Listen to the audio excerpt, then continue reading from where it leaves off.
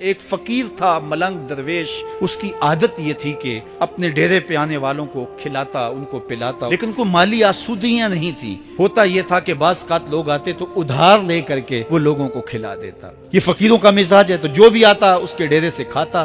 وقت آخر آ گیا، جن لوگوں نے ادھار دیا تھا وہ سارے تقاضا کرنے آ گئے۔ اب بابا جی کو کیا فکر لاحق ہے کہ یہ میرے مہمان اور میں ان کو کچھ پیش کرنے کی صلاحیت نہیں رکھتا۔ ایک بچہ تھا، وہ کچھ سامان بیچ رہا تھا، پتیسا بیچ رہا تھا یا کوئی اور چیز بیچ رہا تھا۔ کہا تم بیچ رہے ہو تو میرے مہمانوں کو کھلا دو۔ تو سارا ان مہمانوں کو کھلا دیا گیا، اور اس کے بعد کہا بابا جی پیسے؟ کہا تم بیٹھ جاؤ، جب ان کو ملیں گے تو تجھے بھی مل جائیں گے۔ وہ بیٹھ گیا، 2 4 10 منٹ بیٹھا تو بچہ تھا، پھر کھڑا ہو گیا، بابا جی پیسے؟ میری ماں میرا انتظار کر رہی ہے، ہمارے گھر کا چولہا اسی سے جلتا ہے، میں یہ پیسے لے کر جاؤں گا اور ہم شام کا گھر کا کوئی سلسلہ کریں گے۔ کہا بیٹا جب ان کو ملے گا تو تجھے بھی مل جائے گا۔ بچے نے رونا شروع کر دیا۔ یتیم بچہ تھا، اس کا سارا آسرا یہی تھا۔ جب بچہ رویا اللہ کی رحمت کو جوش آیا۔ کوئی مرید نذرانہ لے کے ان بزرگوں کے پاس آ گیا، وہ اتنے پیسے تھے کہ اس بچے کو بھی دیے، جتنے لوگ آئے تھے سب کا قرض چکایا۔ کہا جاؤ گھروں کو۔